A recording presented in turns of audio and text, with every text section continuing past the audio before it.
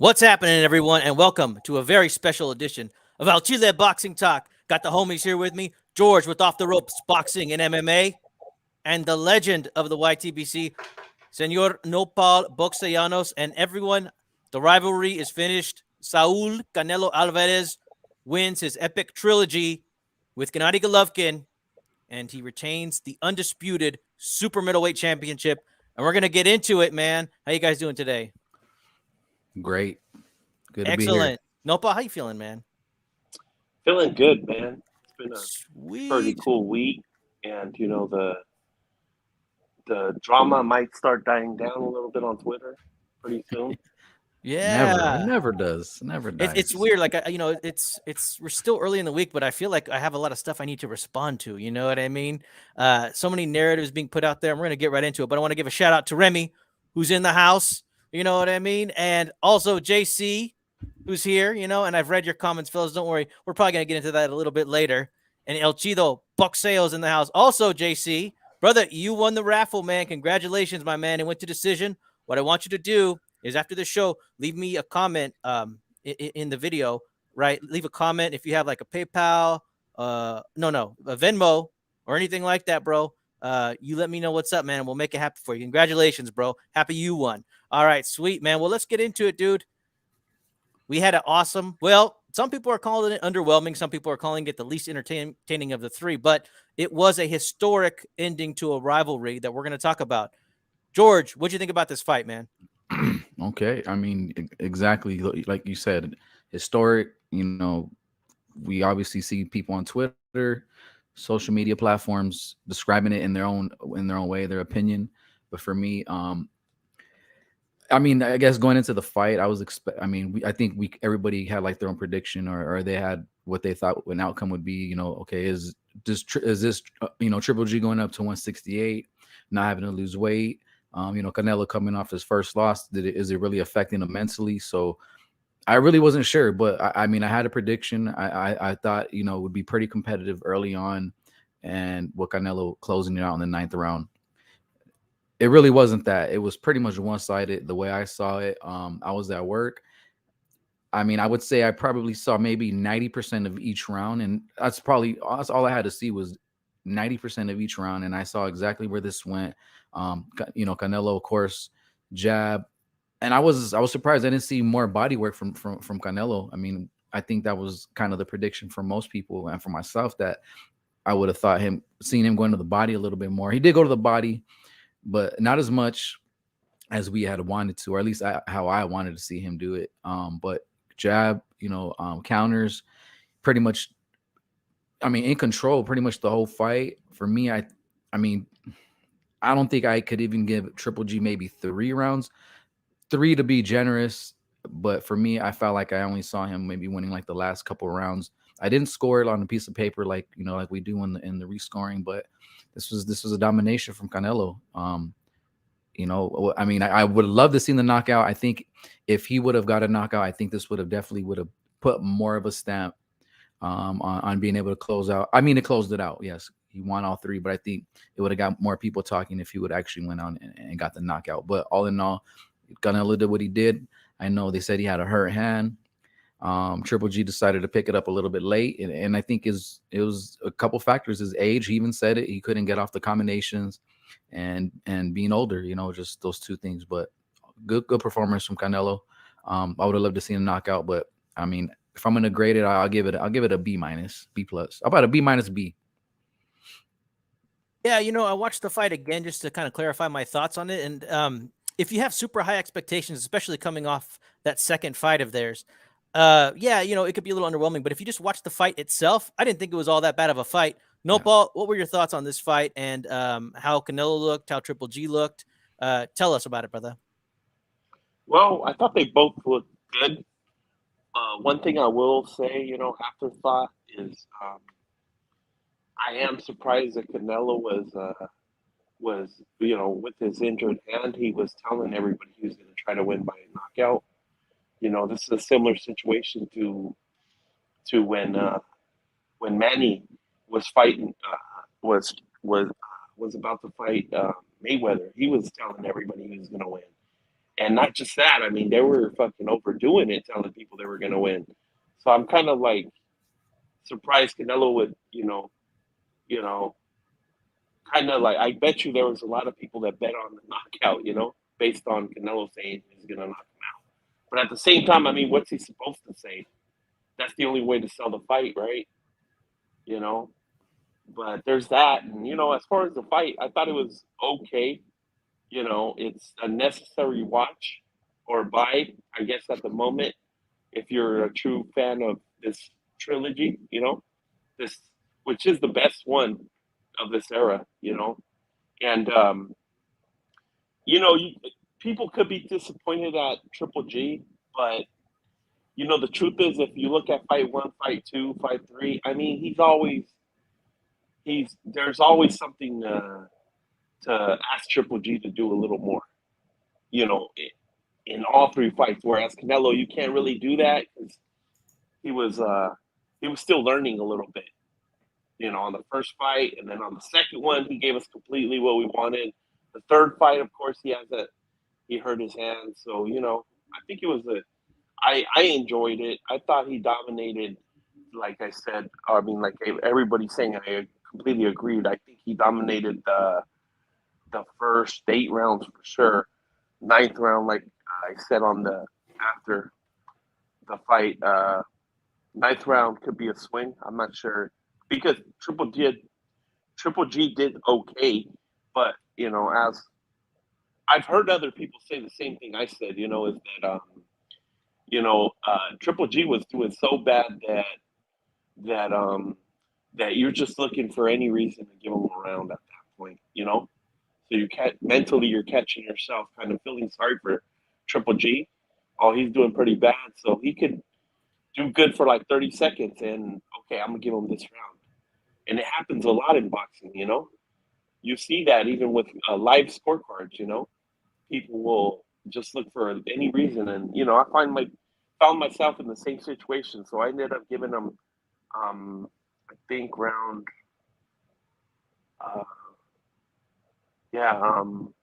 making 9 and 10 a swing. I mean 9 and 11 a swing, and then I ended up giving him the 12th round. Not sure if he won him. I'd have to rewatch the fight to see if I agree with my first scorecard. It's always good to rewatch fights, man. Eventually, it would be funny, because I know we got one guy saying that this was a straight up draw, but I mean, he's got to be the only one guy on earth saying that shit, and I hope he stands on his square this whole time because, people are gonna, I don't think anybody agrees with that shit right there. But, if there was a little more people saying that, I'm sure this would be a big ass controversy right here. Yeah. I got a quick question. I'm sorry. Yeah, I'm go sorry. ahead, brother. So it's still like, I mean, this is my first time actually ordering it personally, like on DAZN. Like I've always gone to my brother's house. Like, is it still there, like in the archive, like or? Yeah, you can watch it. If you purchase it, you can watch it. Oh hell yeah, I'm gonna rewatch it again though. Like I said, I watched it at work, but I would say 90% of I watched pretty much 90% of each round, and I think that was enough for me. But I'll definitely rewatch this one. Nice. So JC's trying to be slick. He's trying to get my portrait. That's a good try. I would too, man. But nah, I'm gonna give you some cash money. You know what I'm saying? If you want, you can commission something like that. Make it personal for yourself. I want to give a shout out to John Blaze and Rider of the Storm, who's in the house. Run PMC is here with us. We got Philly Irish Drew Evo. Hail to the 6-6 card. Damn, I'm telling you, man. Some people would love to get this type of attention, right? Some people know how to utilize it. I wouldn't really know how to in particular. I can't make that argument, but we're going to get into that here in a little bit. D-Style Boxing here is in the house, man. So, yeah, I want to give a little bit of a breakdown to what I saw. I thought this fight, like I said, going back and watching it, I could see how people would think that it's a bit boring, right? So, in my opinion, it was very rhythmical. I think that Canelo dominated Triple G early with his new set of skills, as well as him being fresh, right? And I thought that it was 7-0. I thought it was 8-0. I thought that Canelo swept the first 8 rounds. I thought there's a lot of rounds to me where it's like I really don't think that you could give Triple G any of the early rounds. I don't think you could give him round 1. I definitely don't think you could give him round 8, although 7, somewhat debatable. Still a Canelo round in my opinion. I felt like Canelo did a really good job early. using his left hand. I felt like this was totally a battle of the left hand. Although Canelo did some great right hand work early on, like he would tag Golovkin when he knew he could hit him. Also hit him with a to the body on the way out. And Golovkin really didn't have a chance to set his feet, or he wasn't really willing to set his feet and exchange with Canelo until the second half of the fight. And there was two things that happened. One, Triple G decided to finally make it happen, and then two, Canelo was starting to get tired. Now, I personally think that the gassing of Canelo was way more evident starting around round 10. Around 8, 9, 10, like that's when I started seeing it, but more like round 10. Although Triple G did a really good job of showing the flashes of what he's really good at, shooting off some combinations, and then he started clinching, right? I mean, maybe that's why he has Jonathan Banks, right? Bam, bam, clinch, just like Klitschko. I thought it worked, but at that point, I felt like it was a foregone conclusion because Canelo was still getting his stuff off. Canelo was content to allow the clinches to happen. And I think that Canelo closed out the 12th round solidly. But it was a little underwhelming, but I think it was a clear decision for Canelo. And it looks here like D-Style says he only gave Triple G 2 rounds. I personally gave him 2 rounds. I gave him round 9, and I gave him round 11. Although I thought 9 was a swing. I thought you could potentially give that to Canelo. And I thought if you really absolutely had to, you could maybe make an argument for round 10, but certainly not round 12. And then El Chido Boxing A-Rod here says that 3 for Triple G just to be nice, and so we might as well talk about it, like we were all HCP affiliated, and there's rumors of an ACP network reunion. And it's all I got to say is I'm all for it if the network comes back, but there's only 2 people you can ask. One, you can ask El Capitan, the creator of the HCP network, right? You can ask him. He's the guy you need to go to, okay? Don't ask me. I'm down. Or you can ask Nopal, who's the heartbeat of the HCP network, and he keeps us all together, you know what I mean? So you could ask either one of those 2 guys to see if the network's coming back, but, there's still an affiliation. We're all just keeping an eye on each other, and this idea of like this 6-6 card came out, and it's like, gee, I wonder who that could be. Who would have this fight a draw, right? If you just had to guess off the top of your head. First off, I'm hearing that some people didn't believe it initially. Some people had to see it with their own eyes. The idea that this fight could be 6-6. Let's talk about it. Like, say you want like credibility and you're actually trying to honestly score fights. Nopal, do you think that this fight could be a draw in any type of fashion? Fuck no, bro. Absolutely not, bro. That's like do lions shit in the woods in Northern California? Hell no, because there ain't no lions out there, bro. Of course not. It can't be no draw. I mean, I think that the closest it could be, even if you wanted to just give Triple G, like if you want to give him any type of like, just the closest it could be is 8-4. You know what I mean? Because Triple G did have minor moments. I was writing them down. He had some minor moments in certain fights. And if you wanted to be biased and you absolutely, like if you wanted to take it that way and hate Canelo like that, I mean, you could probably give Triple G 4 rounds at the most still, bro. For reals, bro. Like that's the closest I could see. And there was one judge that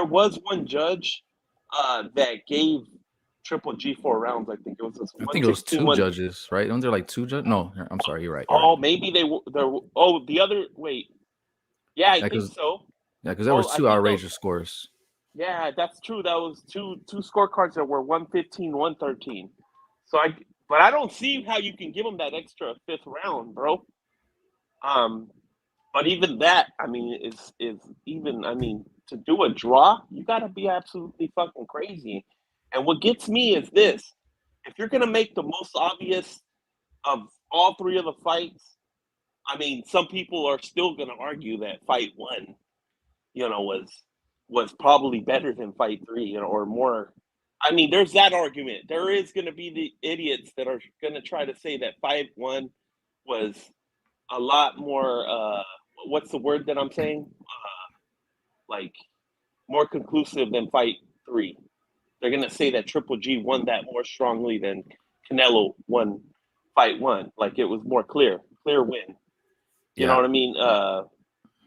I mean, there's still people that are gonna say that because I mean, of course, there's people that love Triple G. So I mean, you even got fucking Teddy Atlas saying stupid shit like that, you know? So yeah. Damn. Well, I'm glad you spoke your piece here. And Remy says he wants us to drop names like he would. Well, everybody knows who I'm talking about. I'm talking about our brother G Funky Boxing, and I'll just say this, man, I don't like kicking somebody while they're down, and he's being called out by name everywhere. He hasn't really come out to explain himself or to do, any type of retraction. I know that our homie Sean Gringo Hicks, he did a retraction. It's all right. Like that'd be the best course of action, in my opinion. But to me, if we're talking about whether this fight was 6-6, like it's got to be one of a few things. Like, either, you just have a bias against Canelo, and that's what it is. You don't like Canelo. That's all right. You don't like him.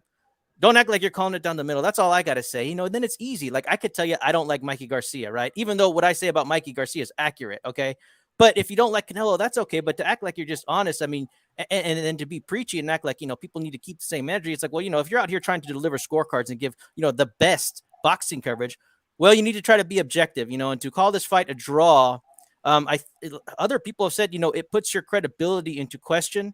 I don't know about that one. I think you know your stuff, but you got to rectify this somehow. I really don't know what to tell you, man. Other than, like I said, like I don't have any ill will towards you. You just don't like Canelo, and that's all. And that's all it's ever been. You don't like him. It's all right, bro.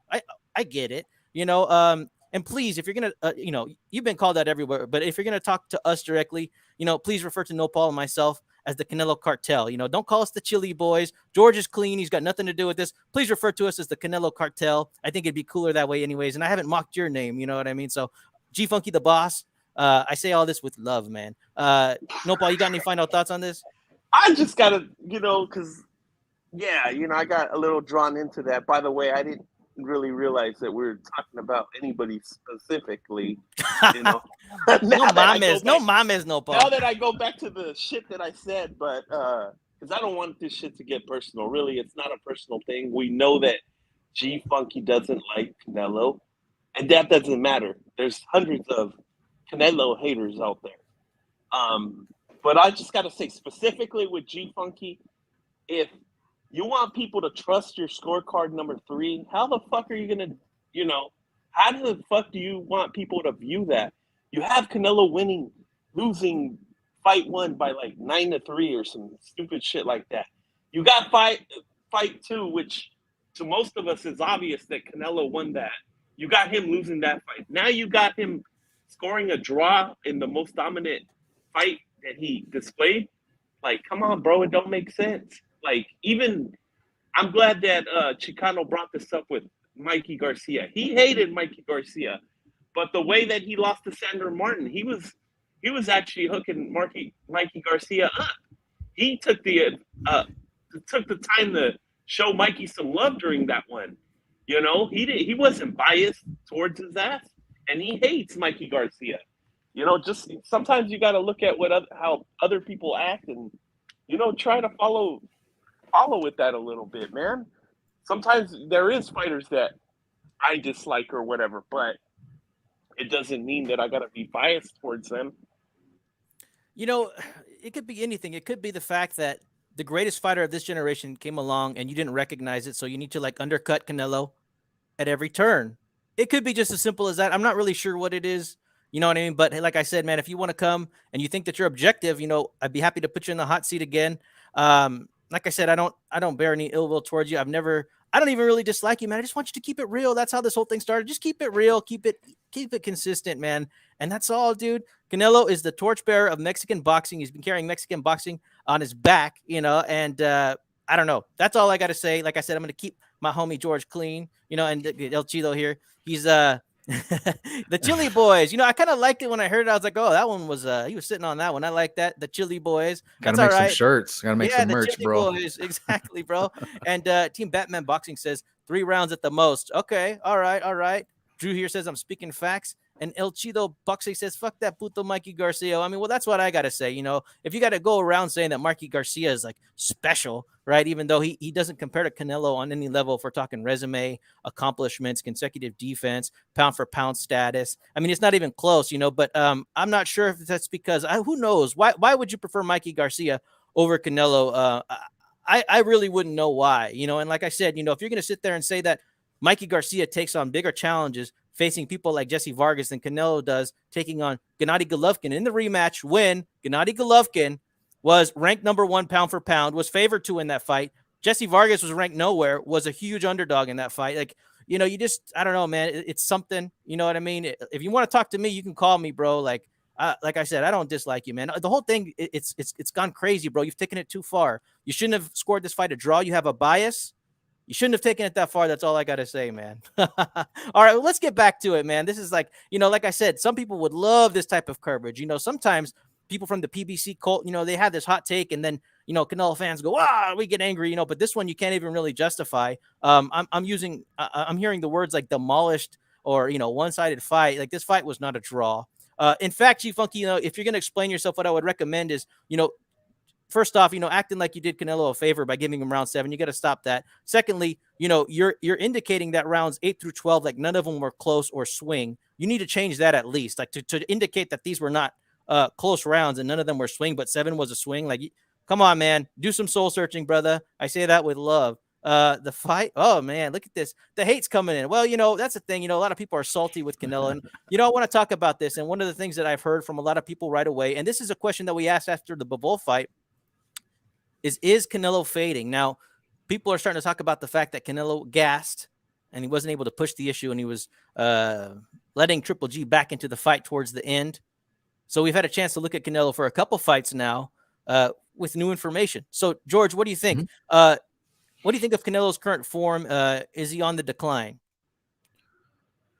I mean, I think, yeah, you know, we have mentioned it a little bit briefly in the Bivol fight. You know, it looks like there was indications of it where he, like everybody said, he did not go out there. He kind of settled. You know, it seemed like he was okay with just getting by in the fight. Like, typically, a guy knows he's losing. You'd want him to go out there and try to win these rounds or steal these rounds.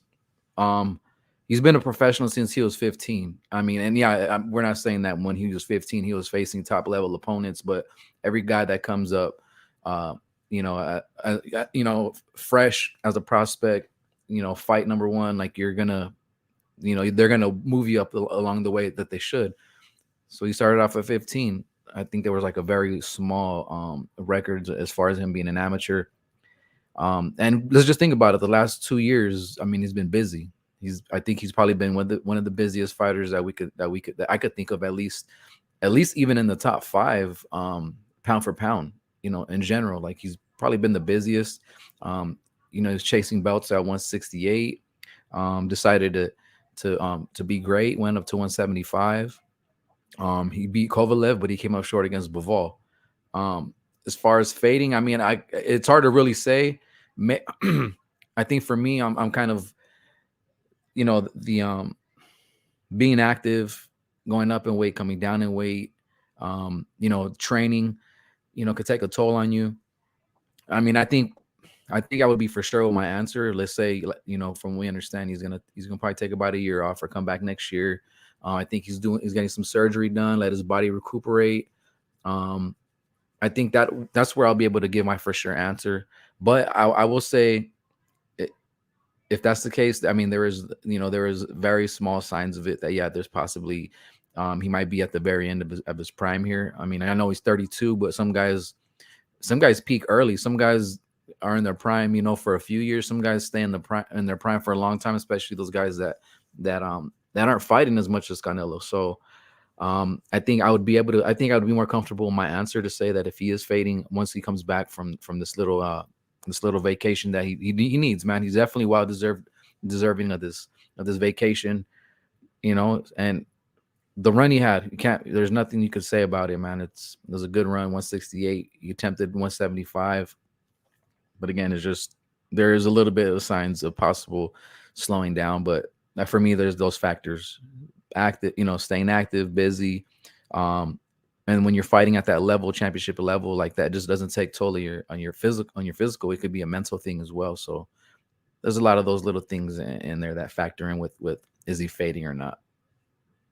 Right. Oh, those are some great observations, man. And yes, Canelo did get gas, but Canelo's always had a tank issue. I think he does a good job preserving his tank and actively resting in the middle of fights. And also, I think his poker face has gotten a lot better because you could tell he was tired in this fight, but he didn't look exhausted, right? I think he's got a way of kind of having like a stone face now, which I think is good for him, you know? And if you listen to an Andre Berto interview, he said that same thing about Floyd Mayweather. Like Floyd Mayweather, like whenever they would clinch and the ref would come in, you know, he'd feel him like going, taking like nice, calm breaths. Like, you know, he was, you know, he wasn't trying to show it, but, you know, he was tired, right? So it's like you take breaks wherever you can. You take those nice breaths wherever you can. I think he's got that down to a science. Yeah, exactly. And yeah, this is Canelo like past his peak, in my opinion. I thought that he, you know, and some people said, including Paulie Malignaggi in the Bivol fight, that, you know, Canelo's done kind of like pushing the issue when he needs to, right? And I agree with that. You know, he doesn't need to push the issue against Triple G, right? We saw that he didn't need to, and so he had enough rounds in the bank to make things a little interesting to slow down. He didn't really have to dig deep,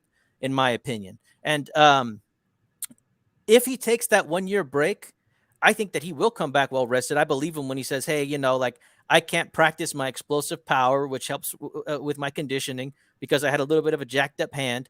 So yeah, I was tired, and I think it is what it is. I think that he would benefit from a rest. I think that he would benefit from possibly changing it up a little bit. You know, I don't know much about conditioning and getting ready for a fight, but I hear that older fighters do change their conditioning. They don't need to go crazy 8 weeks, and I understand like, you know, get ready for 8 weeks so you're ready for a war. But, you know, as you get older, you know, that might make you tired, you know, like I know there's some times where like, you know, Ricky Hatton said in the lead up to his Pacquiao fight that he peaked too early. Right. I mean, and I think that could happen. I think Canelo's got the right team around him to make the right decisions for him. I think that he could possibly come back and be very good. It's like Canelo said, it's not so easy to beat him in the ring. You know, this idea that Canelo is like, I don't know, faded and you know, right now would be a good time to take him. I do think that it is a better time to take him, but you're still going to have to deal with everything that Canelo brings to you, especially at the elite level. We're talking about the undisputed champion who went up against the unified middleweight champion, right? So I mean, these two guys are very formidable. They're both all-time greats. They're both legends, future Hall of Famers. It's not so easy to just go in and deal with Canelo. That's all I got to say. No, Paul, what do you think about this idea that Canelo's on the slide? I think there's a possibility that this might be true. You know, it all kind of indicates to that. But as George said, you know, it's kind of hard, you know, because he's confused his body a lot, going up in weight, adding muscle, doing bodybuilder exercises, that type of stuff. You know, he's confused his body a lot. Whereas I think he was trying to gain muscle so he could hang with the big boys. And, you know, maybe he realized all along that he didn't need that. You know, it's unnecessary to have so much muscle weight, you know. And so I think he's confused his body a little bit. And whereas if he would have stayed just at 168, you know, fighting like, you know, defending the division, I think it would have been a lot better for him. But and then he hurt his hand and all that. I think he earned a well-deserved break. But it's up to his team to recognize these signs. You know, I hope that they're not too stubborn and continue to take these challenges anymore. The big ones that, you know, people don't necessarily appreciate anyways. They don't want to see him fight Bivol. They don't want to see him, you know, do that type of shit anymore. It was fun with the Kovalev thing, you know, it was fun that one time, but the other fights, they really don't really matter. People want to see the Jermell Charlo, you know, Benavidez, stuff like that, you know. So I think that he should take a year off, and we'll see what happens after this. But I think even Canelo at his worst, you know, if this is his decline, I think this has more to do with how good Triple G is. Although he is kind of old, he still had something for Canelo a little bit. You know what I mean? A little bit where Canelo couldn't just go in there and knock him out. Yep. You know, I think that Triple G, believe it or not, is still, you know, can probably pull off being undisputed at 160. You know, because I don't think there's much there for him at that division. What is it? Just Jermall Charlo and who else got the belt? You know, Right. I I don't know if Andrade vacated or not. Drew's our Andrade they expert. might have gave He'll it let us to know. Janibek, huh? Yeah, they The did. belt. Yep, they So did. I don't think that fight's even possible because I heard these Kazakh dudes, they don't want to fight each other at all. You know what I mean? They pull a Canelo, I represent Kazakhstan. I don't want to fight Kazakhstan guys, you know? It's okay for them to say it, but Canelo can't say it, right? But anyways, you know, I think that you know, if I was Canelo's team, I'd say, hey man, let's just go the Floyd route now. Let's just, you know, take minimal damage, fight twice a year, try to stay fresh, and take just the biggest paydays available with whoever can promote these fights really good. You know, he's in a prime position to do that and just take care of his body. You know, Floyd had hand injuries his whole career after he was like 30. So I mean, they should just take a page out of his book. You know, and I don't think there's anything wrong with that. I was satisfied after the Triple G fight. You know, the second one. You know, the way he fought in the pocket and all that. I thought that, you know, he was pretty much. I recognized back then that there wasn't going to be anybody else up to that level that would ever challenge Canelo. You know what I mean? Around that time. So I was like, well, you know, there's nothing wrong with doing the Floyd thing. You've already proven yourself. So, you know, you've already proven that you're willing to fight any style. Now that you're the money man, there's no reason to risk all that for people that don't even appreciate you anyways. They're always going to talk shit. So let's give them a real reason to hate you, you know? Well said, Nopal, man. You're touching on some stuff that I really want to talk about because you're right, man. It's what have you done for me lately, and you don't get any credit for it anyways. If you're Canelo Alvarez, so many ungrateful people. Like the boxing world is better for having Canelo, and people act like it isn't. But I want to get into that because you know what I was hearing was that this idea that, well, you know, both fighters should have pushed the action a bit more. There was a disappointment, and I get it because I was expecting that as well, especially when you consider the second fight, right? But people were asking like, hey, like Canelo should have pushed it. Triple G should have pushed it. And I want to talk about this idea of going out on your shield. Now, when we saw the Bivol fight, I said Canelo should have pushed the action a bit more. I wanted to see Mexican style. And George, if I recall, you said, well, hey, you know, it's true, but you know, we're not the ones getting punched in the face. And you're just and that's a good point. But I did say that's what I wanted from Canelo. Okay. Yeah. And here are some fights where just recently where I thought, okay, well, you know, I think that, you know, opponent B would have benefited from pushing the action. And that's what I wanted to see. Okay. Let's start with this fight. Teofimo versus Lomachenko. There could be some parallels, you know, as far as, you know, Loma maybe starting in the second half to turn it up and to apply some pressure that he should have earlier, right? Ultimately, Teofimo, just like Canelo, won round 12, right? But I felt like the action should have been pushed by Lomachenko. There wasn't this big call, although, you know, there's this big call that if they fight again, that's what Lomachenko would need to do earlier, okay? Kambosos versus Haney. It frustrated me watching Kambosos just kind of on the outside, just kind of waiting around. Like he should have crashed the pocket more. He couldn't afford to crash the pocket more. And I want to know what you guys think about that in particular, you know, and just these fights in general. And then Haney versus Valdez. Valdez was taking his sweet time crashing the pocket. He should have done it more. He would have benefited from, quote unquote, going out on your shield. But, you know, for some reason, people only expect that from certain fighters. We expected that from Triple G. We expect that from Canelo. But there's lots of times where fights get brought to a decision where both fighters know that they can't knock each other out, or they are choosing not to really, quote unquote, go for it because they know who's winning the fight. Happens all the time. And at the elite level, when you have elite fighters fighting each other, how often do you really see knockouts? Not that often. That's very true. So what are your thoughts? This idea of fighters needing to go out on their shield, George, what are your thoughts on that?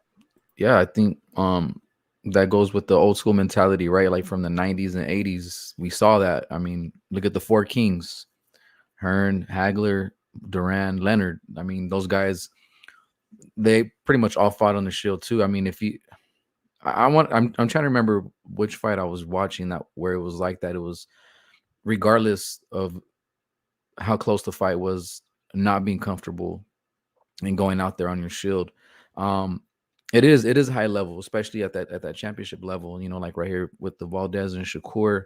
I think everybody knew that was Valdez's chance was not to stay on the outside, to actually try to, you know, make it rough, try to get on the inside. But I think it goes with saying how skillful Shakur is, like how great his footwork is. He wasn't giving Valdez any chances. And then, you know, I think another factor was the size, the speed. I would have loved to seen Kambosos try to push it a little bit. Again, you know, it it goes both ways. It shows just how skillful Haney is against this. But he had his moments where he could have, as far as like the Loma and Teofimo. I was really shocked to see how that started off, where Kambosos was dominant real early, and it almost seemed like Loma respected him a little too much. And there's nothing wrong with that. But I mean, he should have crashed the pocket a little sooner. Try to go out there and create the fight. He did it a little too late. But I don't see nothing wrong with going out on your shield. But I think it comes with, again, at the level that they're doing it at, the championship level, top 5 guys. I mean, I don't know. It could be a lot of things. When you mentioned that, like, that was something I've always thought about, like, recently, is why don't we see, these top level guys, really push it, or are they just okay with just getting to the end and like, okay, I didn't get knocked out, or I didn't get embarrassed, because it happens, right? I guess one for me that sticks out in my mind that was sad and not embarrassing, but I'm pretty sure he felt embarrassed was Roy Jones and Tarver. Kind of the same thing, there was a little bit of exchanges. I think Jones didn't think that would happen. He got caught. He was out. Because if you go back and watch it, you see it.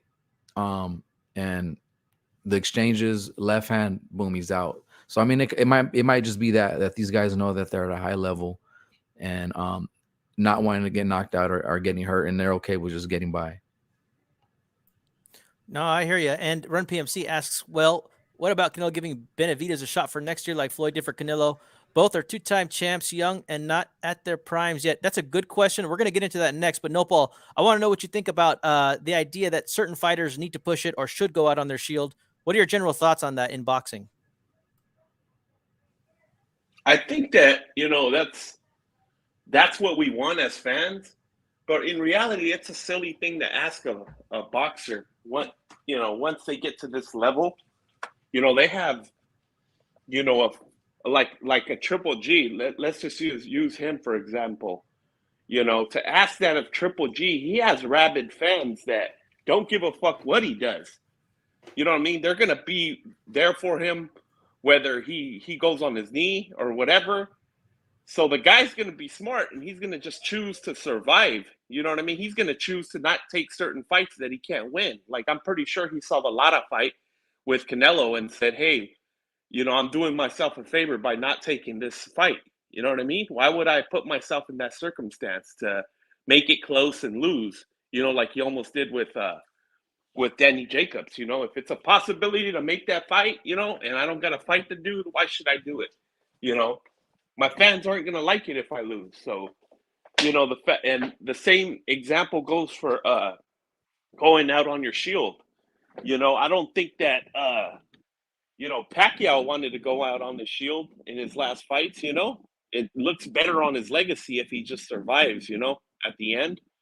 So it just depends how you look at the circumstance. But yes, as fans, we always want our guys to go out on their shield. But in reality, you got to ask yourself, what's better for the fighter? You know what I mean? And also, if you are a fan of these guys, I mean, you should, you probably got to ask yourself that question too. Will you still respect them the same way, or will you still admire them the same way if they went out like in a crazy manner and just got knocked out, or would you respect them more if they were skilled enough to survive? It's funny because with a certain demographic of fighters, it's all about surviving, really. Surviving and not getting hit, stuff like that. And their fans love that, and they appreciate that. But with other demographics of fighters, you got to be this.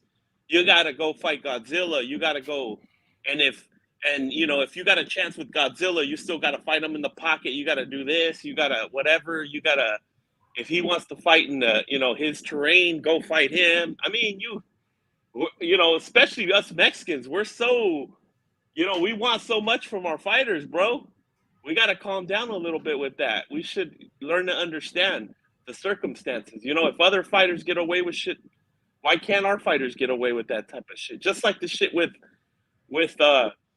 Canelo, when he said he doesn't want to fight Mexicans. Like, it's very easy to understand. The dude's an ambassador for Latino culture.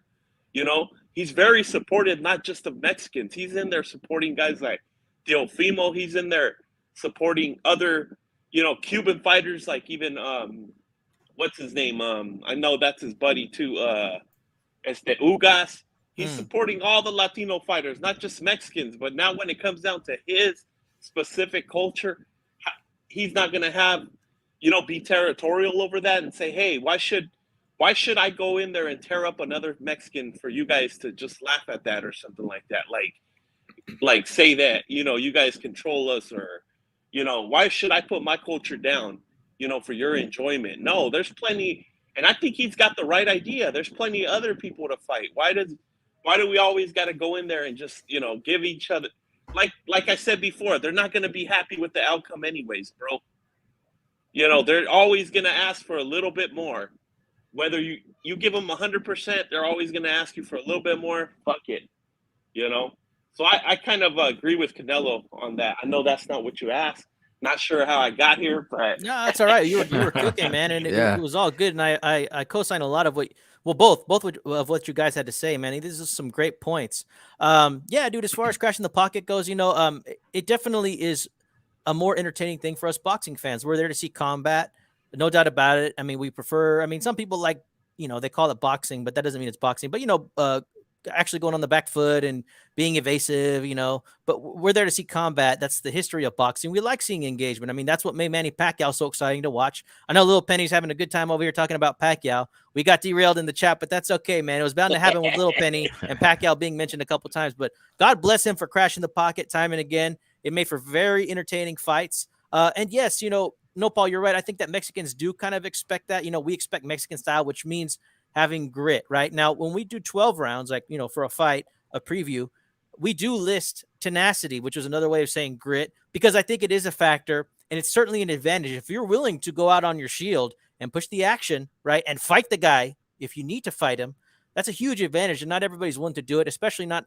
at the highest levels, right? I mean, people change over time, and, it's like you said, no, Paul, people, sometimes they I don't know if it was or you, George, but you said, hey, sometimes people get old quickly, or they don't have a peak and people need to adjust. And it's like, are you really willing to go out on your shield when you're worth hundreds of millions of dollars? And that's what I want to talk about. Like, things do change. And this also leads into the idea of what Canelo should be doing next. Should he fight Benavidez? Now, here's what I want to focus on. I want to talk about the highest paid athletes in the world. Now, people don't really talk about this, but Canelo is one of the highest paid athletes in the world. Okay. Ranked number 8. He's ranked number 5 on some lists. Okay. And you can see that, and this is for 2022, his money is made for the year, quote unquote, on the field for him in the ring. Okay. Now he's doing this by himself, and some of these other people are doing it on a team. Okay. But Canelo makes 85 million. He made 85 million, right? Off field, everybody else is making a lot of their money off endorsements. Okay. Canelo's only making 5 million. But as far as actual cash being made, performing the sport that he does, Canelo is at the very, very top. All right. And so I want to know, I want to know if you guys think Canelo has earned the right to be a prize fighter moving forward. If you ask me, I don't think there's any clear runner-up. There hasn't been a clear runner-up for a while now. I feel like the fighters around him have really no excuses. This idea that they're waiting on the payday, I don't buy it anymore, man. I'm getting sick and tired of not getting the fights that I want. What do you think, George? Considering the fact that this is a business and Canelo is one of the highest paid athletes in the world, do you think that when he comes back after a year, if nobody's really the front runner, that he has earned the right to just make the biggest fights possible and make the most money possible with the smallest window that he has? Yes. And I mean, without any explanation, yes. I mean, it's, who was after Mayweather, right? We look at eras and you have, like De La Hoya, you have Pacquiao, you have Mayweather, you have Mike Tyson. It goes on and on. Like, you have like a guy for like a decade, and that's kind of like what Canelo is. He's the fighter of the decade. He can take 2 years off, and I still think that he can come back and be he can call shots however he wants. Now, I wouldn't mind, because now that would cause those other guys to actually fight each other rather than, oh, I'm next. Well, I get it. Some people are like, well, what did he do? Well, I mean, it goes on. We can sit here and point fingers and try to say, oh, this guy didn't do nothing, this guy didn't do that. But I mean, even Benavidez said it last year. He's like, well, look, instead of us calling them out, like, why don't we just all fight each other? And I think I agree with that. I think these guys should, let Canelo heal up. He can heal up. He can take that year off and still be in the front running because, again, these fighters come around, once a decade. I mean, you have, of course, names. I mean, okay, to a person that doesn't really follow boxing. So if you have like an uncle or somebody from work that doesn't know boxing but knows the name Canelo, like, you obviously are doing something right. Like, people, like, you can call yourself the cash cow or the face of boxing because there's really nobody else. I mean, Earl Spence, I think, was pretty close. I think he probably had maybe like the second highest pay-per-view numbers compared to Canelo in boxing, but those numbers started to decline because we weren't getting those fights that we weren't getting. But like Canelo, he has that following. He has those fans that it doesn't matter who he's fighting.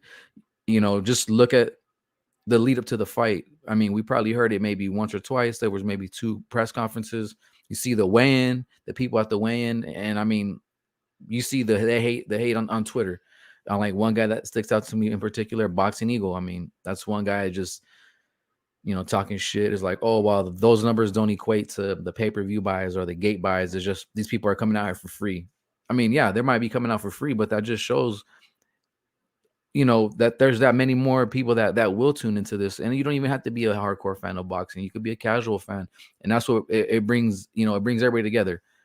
Now look at me at work. I mean, I'm probably one of the biggest boxing fans or boxing head at my work.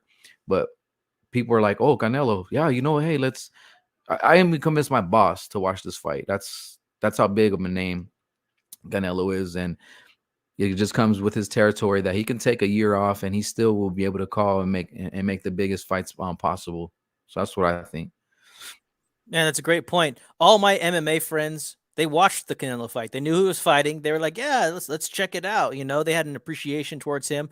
A lot of MMA fighters respect Canelo, and so they do respect him. I think that they respect him more as a casual than a lot of these hardcore boxing fans. And I want to give a shout out to Major Keep Boxing, who's in the house. And then Remy here says that Canelo wasn't the cash cow until he beat Cotto. I mean, bringing up the Cotto, that's a great point. Canelo, he put himself at a catch weight for that fight, agreed to a catch weight. He was also the B-side in that fight.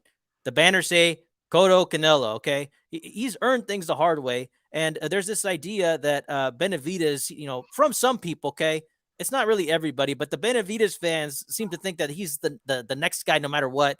And other people who want other fights, for some reason, like they don't exist or their opinion isn't valid. Nopal, what do you think, dude? I want to know. And before I get to that, I also want to say this, okay? According to this list, he's the 5th overall, right? And the next fighter is Tyson Fury, 14th overall. Okay, so I mean, there's a big difference. Canelo is the highest paid boxer in the world, one of the highest paid athletes in the world, but he has to be in the ring doing it. Nopal, I want to know, do you think that Canelo has earned the right to just focus on prize fighting moving forward? Absolutely, and for his body's sake, that's exactly what he should be doing, man. Um, and I think that he should give no fucks what other people think. Like I said, I mean, I think that with Canelo's caught in the spot where it's just like a job. If you start doing everything they fucking tell you to do and do it, give them 120%, they're gonna expect that all the time, and you're gonna be working doing 100%, watching other fucking people get away with doing like 75%. It's gonna probably piss you off, and I think that's what position Canelo's in, because he's like, dude, I don't have to fucking risk all this. Yet they keep asking me for all this shit that's unnecessary. So he's getting a little mad at people for asking him stupid fucking questions. Like, are you gonna fight this guy? Why are you scared of this guy? Bro, have you seen my fucking resume? How the fuck am I gonna be scared of that guy? Why don't you tell that guy to take one risk and then maybe that'll put him in position to fight me? He thinks very logically like that. But he a lot of things that he does is he's underestimating the media a little bit, because they make these kind of questions because Canelo's caught himself in that spot. And yes, I absolutely do agree that he should focus on prize fighting now, and I think he's deserved it. And even if people, whatever they're gonna say, They're going to hate you for giving them what they ask you for. They're going to hate you for not doing what they said. They're going to hate you no matter what. So make your own damn self happy and do what you got to do. You're already in the history books, man. So don't worry about that. Just, do the prize fighting thing. Even with the prize fighting thing, eventually he's going to have to fight somebody that's dangerous. You know what I mean? Because the fight will get out of hand on how much, it'll just gain so much interest that, eventually there's going to be a fight like that. It's going to gain so much interest that he's going to be like, well, I'd be stupid not to take the fight, So I bet those fights are going to be there anyways. You'll never get rid of those fights that are like very dangerous. So, nothing wrong with going with the prize fighting. And I think that he deserves it, and that should be his plan 100%.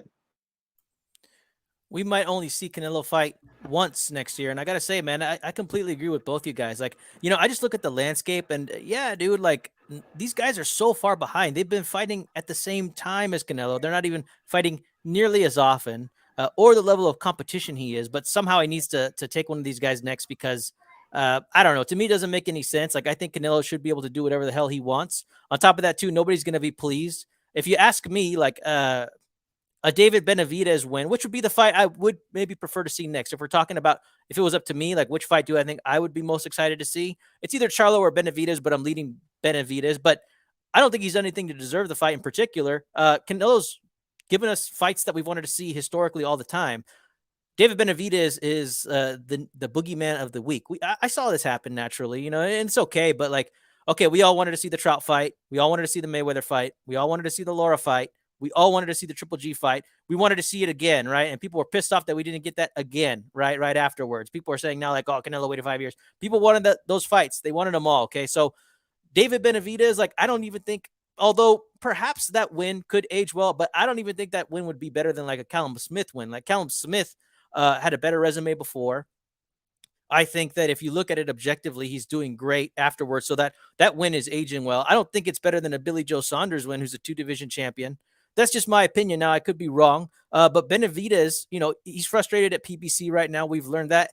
And I think he should be pissed off. And I do believe that Benavidez wants these fights. When he's sitting there going like, hey, we're making ourselves look stupid because everybody's just fighting tune-ups, and we're not fighting each other. Like, yeah, you're right. I think that PBC never really gives us the fights that we want. They marinate everything. And yes, certain boxers are starting to suffer. It's not Canelo's responsibility to bless these guys just because they've been waiting around long enough. No. Especially if you're not going to get any credit. Like, I think Canelo is just like, he's on a different level at this point. He's a superstar, okay? He's somebody that people actually know. Canelo doesn't owe any of these fighters anything. And I want to say this too, man. Like, I'm actually happy that these two got together and made their money. They made some big money together, guaranteed, okay? And hell, they've earned it, dude. They've been doing it the hard way. Triple G's also been doing it the hard way. And people would just act like they're not excited about this fight. It's like, you guys are just so ungrateful. But here we celebrate fighters who are defending champions and who have great resumes and are future Hall of Famers. We have an appreciation for people like this. So I'm glad that these two made their money. They don't owe anybody anything. I'm glad they were able to shake hands and respect each other because this is the greatest rivalry of this generation, no matter how you slice it. Now, some people could make the argument towards Fury Wilder. I mean, that's a little too one-sided for me, although their third fight was more exciting than this third fight.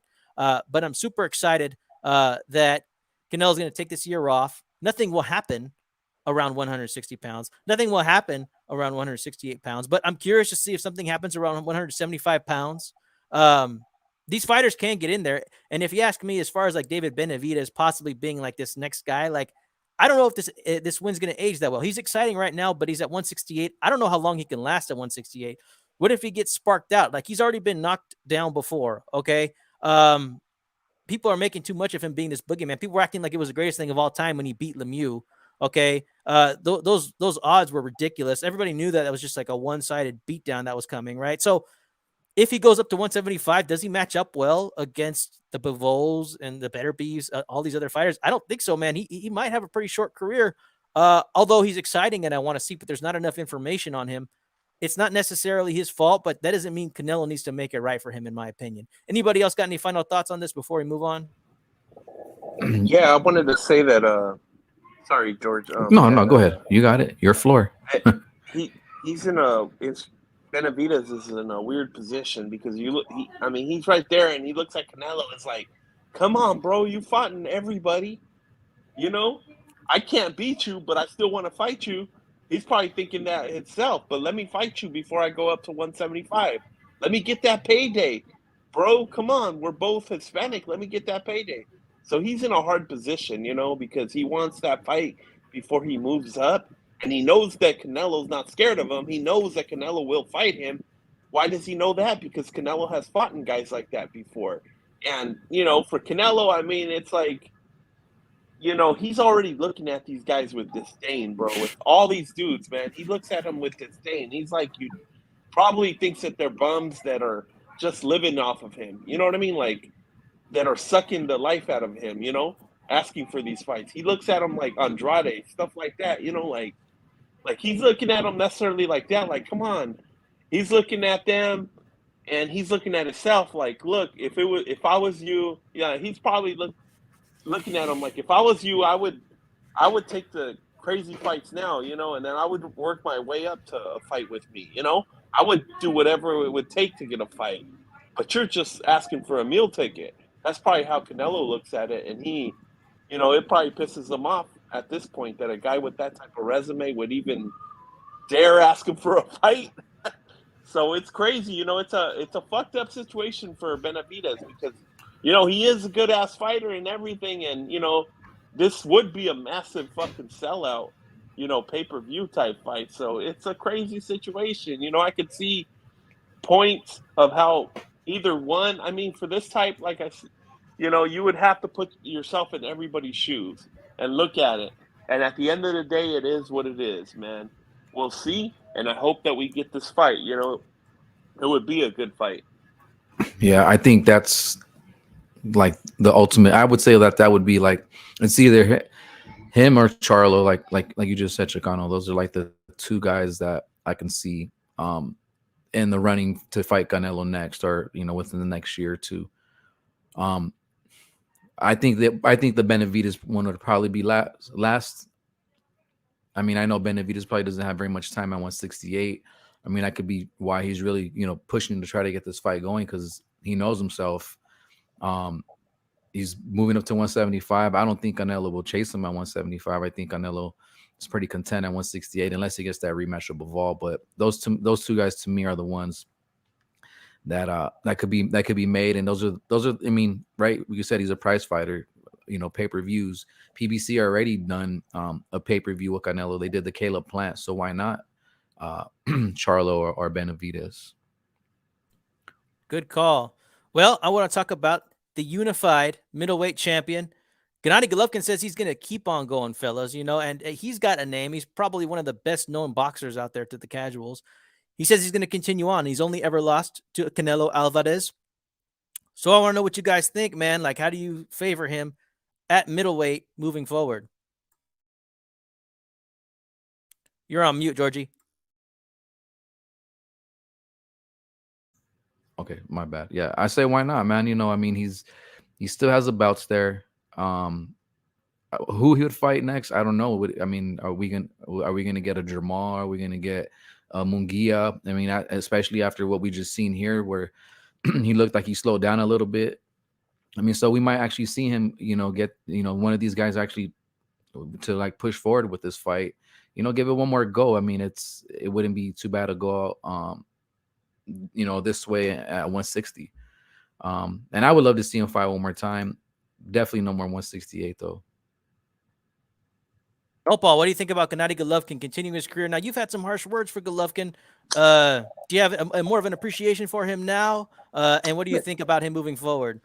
Man, I have some harsh words for everybody, man. Yeah, like I'm backtracking now. I love him. Look at No Pub punking out now, huh? Nah, bro, I got a soft spot too. Like I said, I used to be a huge Triple G fan, and I'm still not huge anymore, but I'm always gonna be a fan of Triple G. It's just when two fighters are caught in a certain era, you're gonna choose one. But what I gotta say about his situation is he's in a great position right now, man, because I think he is a free agent now, probably. And he's in a great position because he was able to look at what Canelo did, go free agent, and he can go right up to Showtime and, free agent and do some pay-per-views over there because you guys know everything's a pay-per-view over there. And, he's in a prime spot to go over there, knock out a couple bums, then fight, whoever has a belt over there and, do pay-per-views, you know. I think that's his plan. That's why he was like smiling when they asked him if he wants to retire. Hell nah, he's not going to retire. He's got a big ass name. Why would he retire? He's going to keep going. And, I think that at the most, I would say that the Charlo fight is I think that he's a 45% favorite, in my opinion, to win that. So I would say it's like 55-45. He could still pull that off. So, why not? Go for it after he fights a couple bums, Yeah, his power is still respectable, right? I mean, exactly, yeah. It showed in this fight. And right. he found, Wait, let me say this real quick. And he found another little secret that he's pretty good at clinch fighting, bro. So yeah, dude. He's that. not bad at it, bro. And you know what? I'll tell you this: like, I've always respected his gas tank. Go ahead, Nopal. Wait, real quick. He can tire motherfuckers out like a motherfucker, bro, and just sneak in those crazy Andre Ward shots, bro. He could. He's got a very nice rhythm that people are not going to be ready for. Also, when Canelo hits you, that's one thing. But these other guys, they're not proven bangers. You know what I'm saying? There's a lot of dynamics to consider when you talk about Gennady Golovkin at middleweight. On top of that, that third trilogy fight in which Canelo wins, that could age well if Gennady Golovkin goes and fights one of these dudes that's supposedly been avoided for so damn long, right? Like you said, Nopal, Gennady Golovkin's in a good position. In fact, people really should try to get this fight, and Triple G will be the A side, no doubt about it, right? But dude, if you beat Golovkin and if you beat him in a fashion better than Canelo did, well, that would make you the next person in line. That would be like any other person's biggest win by a mile, biggest resume win, no matter how you slice it, in my opinion. So, dude, Gennady Golovkin, he could do whatever he wants as well. I hope he picks somebody that is very notable that people can get excited for. And here's the other thing. For all the Jamal Charlo fans who were shitting on the trilogy, saying things like, oh, this doesn't, he's old, doesn't matter. Well, you might be changing your tune if Charlo and Gennady Golovkin get it on, because one, your guy might lose. And then two, you're telling me that, like, you're not going to give your guy any credit this time because, well, if he was washed in the third fight, he's definitely going to be washed by the time Gennady Golovkin gets to Charlo, right? So those are just things to think about. Yeah, exactly. They're not going to say shit when that fight comes up because they're going to be scared motherfuckers, huh? I think subconsciously, yeah, like just objectively speaking, I would favor Gennady Golovkin against Jamal, but it's close. But when I think about the last fight that Jamal had and how he didn't look that great, when I think about the fact that it's been a full year, I think, since he's been in the ring, and dude, you know what? I think Golovkin's match ready. He's still sharp. I think that his conditioning is excellent. I think that what he's doing with Jonathan Banks is excellent. And man, I think he's going to surprise some people still, because I thought he looked decent in the Murata fight. I didn't think, that he was. Some people criticize him, but I thought he looked good. And you know what, man?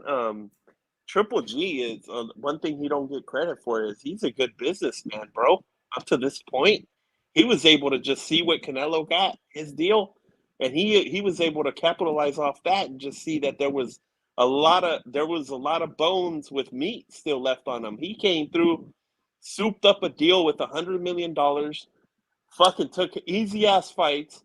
The only hard fight on there was probably I don't even think necessarily he didn't even have to fight Derevyanchenko. It was just the point that he didn't want to vacate the belt. But I don't even think that would have affected his contract with the Zone because they only had him on there to fight Canelo, really. That was the only fight of importance that he had to do to complete his contract in reality. So he was able to get $100 million out of that. Imagine how much you can get from PBC, going over there. He's smart enough to not just say, hey, I want to go directly into a Jamal Charlo fight. Jamal Charlo fight. He's smart enough to say, hey, well, if you guys want me to do that pay-per-view, you're going to have to guarantee me a couple other fights that are easier, before I take that. Or like a fight. So he knows how to get a sweet deal out of things, Man, all right, that is good stuff, man. Well, you guys are cooking. Let's go to a little bit of a preview now. I want to salute both Canelo Alvarez and Gennady Golovkin, two legends in the sport. That, I'll tell you what, if people looked up to either one of these guys as a blueprint on how to get on top, man, I mean, the boxing world would be completely better for it. And I want to move on to Shakur Stevenson versus Conceicao. This fight's happening on Friday, I believe, for the Unified Junior Lightweight Championship. Georgie, please break this fight down for us, man, and tell us what you think about it. Very good fight. Very, very good fight. Most boxing world out there felt like Conceicao beat Valdez. We rescored it. I think if he would have stayed on Valdez beyond maybe 6-7 rounds, I mean, that would have been pretty much a for sure win. But I rescored it. I had Valdez winning by a round. Shakur Stevenson, the buzz he's getting, for the type of fighter he is, he possibly is a future, and he's great at what he does. These two guys have something in common. They both fought Valdez. Shakur did it in a more dominating fashion. Robinson almost did it in a convincing fashion, but he slowed down for some reason, and I don't know. Maybe he thought he had this in the bag, but Valdez continued to come forward. I think it's a good fight. You have two former Olympians. One's a gold medalist, one's a silver medalist. So I believe we will see some high level boxing here. I mean, Shakur isn't really known for power. I think the same thing with Robson. He's really not known for power, but these guys are going to come in at a high level. I really like the fight. I'm excited for it, and I think it's a good step of fight. A good fight for Conceicao to follow the Valdez one. But I'm leaning with Shakur in this one. I think, like you said, he wants to try to go in to try to finish this fight. I believe he can do it. I mean, if he really wanted to. So, good fight. I'm going with Shakur on this one. Nice. Want to welcome Philly Irish, Drew Evo from the Shoe Shine. You can catch him on Monday nights with our homie Dave from the 408. Hey, brother, just in time. We're breaking down this fight. You want to give us your take on it real quick? Oh, yeah, this is going to be another dominant win by Shakur Stevenson. Chicano told me yesterday I might want to get a pillow. Right? But I don't know. This might, like, when the Jamal Harris fight happened, it was more of a elusive side of Shakur Stevenson. Superior boxing and the ability to attack, to knock out somebody, to stop somebody. And I think that might be the new MO of Shakur Stevenson. People want to see me be exciting. I'm going to be exciting, but I'm going to box. And I'm going to hurt somebody by boxing too. So you might see some more action because you saw it during the Valdez fight. He dominated Oscar Valdez. He could have stopped him. He knocked him down. So this was could be another dominant win by Shakur Stevenson. There's really nobody at 130 that can really challenge him if you look at it. And we're probably going to see an easy 12-round decision. Hey, I mean, that's how I see it pretty much too, man. I think that Robson Conceicao I would consider him to be very solid, okay? Very solid, but Shakur Stevenson, man, he's extremely talented, and he's just on a different level, in my opinion. I agree. I don't think there's anybody at junior lightweight who could contend with Shakur. I don't necessarily need to see him go get all the belts and reign undisputed.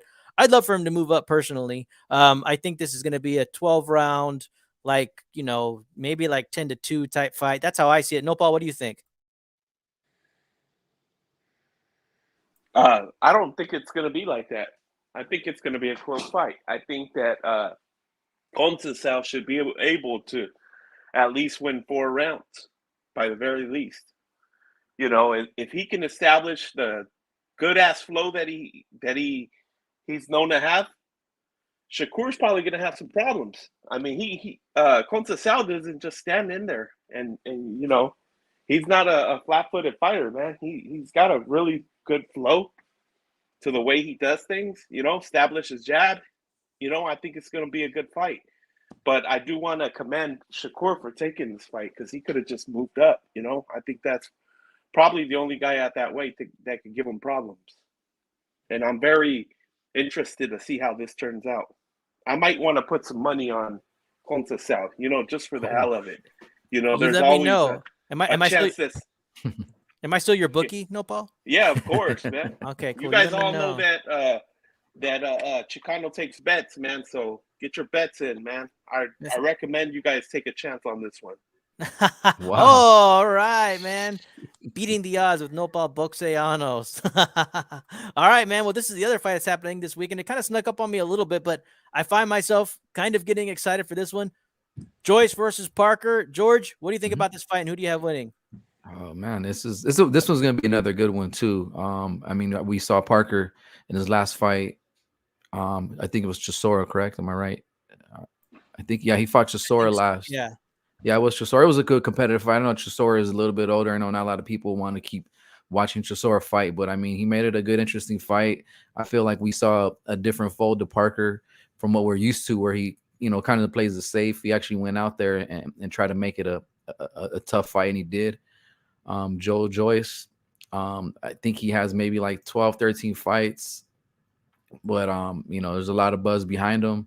And it's because he comes forward, he's got the knockout power. So it's going to be a competitive fight for this one as well. I'm excited. And I agree. Oh, Remy says I got Parker. That's going to be a really cool one, man. I would want to say that for me, shit, this is going to be a tough one for me. I might go with Joyce only because he's a newcomer. I mean, his name says it all. The juggernaut. I don't see anybody really stopping the guy.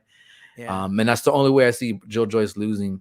He comes forward, plots and wears you down, and I could see him stopping Parker. Parker's a little more aged now. I would say. I mean, he's still more wear and tear. Yeah, a little more wear and tear. He's had some good competitive fights, but I feel like this is Joyce's fight to win. Nice. Thank you, man. Excellent. I'm looking more forward to it. I want to give a shout out to Sean and Gringo Hicks, who's in the house. And he says, what's up to the panel? And in regards to the Shakur Stevenson Conceicao fight, he says, at 130, 35, and 40 pounds, no one beats Shakur. That said, this will be a great challenge, and he agrees with Nopal. And he sees it like 8-4, 7-5 with a lot of swing rounds. And then he's also going to take the juggernaut by 7th round stoppage. The slow jab will be popping. Drew, Evo, what do you think about this fight, man? Joseph Parker wins decision. All right. I mean, so, I feel like we're getting that this is kind of like a coin flip type fight. And that's kind of how I feel. Like, I really don't know how to assess this based on, Joyce's level of competition and where Parker's at. For the record, I think he beat Ruiz. Everybody's acting like that was a robbery. That was not no robbery. I personally felt that Parker won, but it was close. I think maybe you could have given it to Ruiz, but I wasn't impressed with some of his other performances. But I mean, he has been around for a while. He's legitimately top 10. Nopal, who do you have winning this fight? I think that it's a 50-50. I slightly favor Joyce. I'm not too big on the UK boxers, but I think that I mean the heavyweight ones. But I am excited to see this one. Maybe this is my entry level fight. With the heavyweights. I'm gonna favor Joyce. You know what? I'm gonna favor Joyce too, but don't put any money on it based on my recommendation. I'll tell you that. Like, I'm just gonna watch this fight and enjoy it. They both seem like classy guys. I've kind of enjoyed their buildup. It's like two gentlemen talking, So, but they're gonna get it on in the ring here pretty shortly. So I'm excited to see what happens. Well, Drew, what's happening, man? Before we sign off, like, you got any thoughts? Like, what's going on with you in your life, man? How's things? Things are great, man. We got blessed for the 6-6 card. Oh man, we got, and I get to bless you guys with my appearance. Oh man, you're always big timing us, Drew. And you're happy to be here too, I think. So the 6-6. You know what? The shoe shines back because I get to bless. You're breaking up, brother. I think you were talking about how everybody's blessed by your presence and your existence. Man, well, I'm just grateful that we had him even for those like few minutes, man. Always good to have Drew on. I know, man. Let's see here. Looks like he's coming back. Oh, Drew, what's up? We got you? Yeah. Man, you want to finish your thoughts on the blessings that you're giving us and the blessings that we've received this week? I blessed I don't like Canelo that much, but at least I wasn't biased, and I gave it a 10-2 Canelo. I mean, it's hard for me to give Triple G more than 3 rounds personally. I think everyone's in agreement, really. Anybody who has credibility knows that this was no draw. It was no draw. First off, like, in my opinion, I don't think there's any way you could give Triple G round 8. I don't see how you could give him that round. If you want to isolate a round and see how you view fights, take a look at round 8. There's no way that Canelo lost that round. So Sean Gringo Hicks, oh man, I spared him earlier. I want to say that, he took a second look, and he was having a good time this weekend is all I got to say. You know what I mean? He sobered up, did a quick little retraction, saw the fight for what it was. That was a smart move right away. You retract right away. I got to say this. This was a great episode. You guys had an intervention with a guy that gave a 6-6 card the best way you could. We just need to cap it off. George has to say fuck one time on the mic. George, you have any sentence that would include the word fuck at all? Yeah. Drew, I appreciate the fuck out of you, man. I love it. Well, with Thank that, you the Chile Crew and Philly Irish are out. Thank you all for joining us. Have a great week, everybody.